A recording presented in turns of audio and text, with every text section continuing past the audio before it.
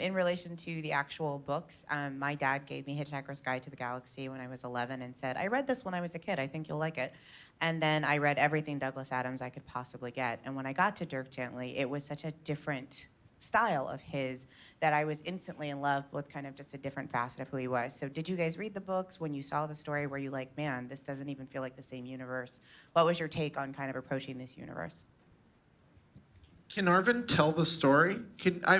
This isn't exactly the answer to your question, but do you know how this show is happening? Why don't you tell us? Arvin, do you want to tell us how we ended up doing this? Come on, Arvin. I will also try and answer the question. I have been a fan of the book since I was a kid as well. I read Hitchhikers first, but then I read Dirk Gently. I found a copy in my school library, and I must have been 15. So it would have, just come out a couple of years earlier. Thank you. And back.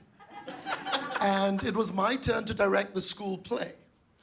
And because I was 15 and hadn't read any plays, I was like, let's do this.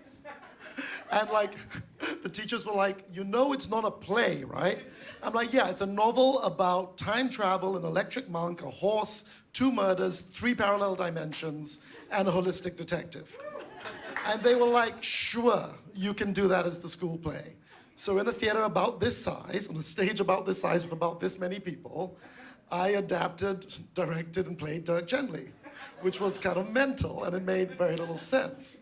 What happened next made even less sense because Douglas Adams heard about it and came to see it.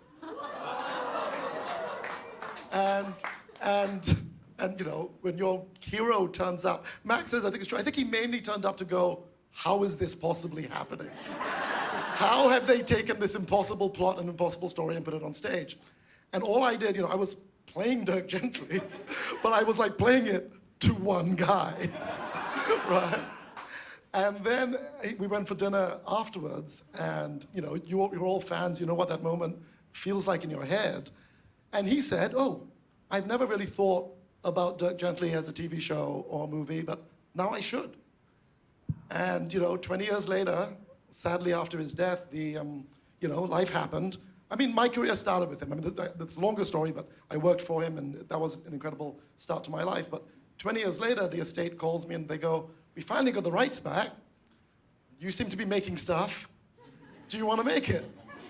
Short conversation. I call him, now we're here.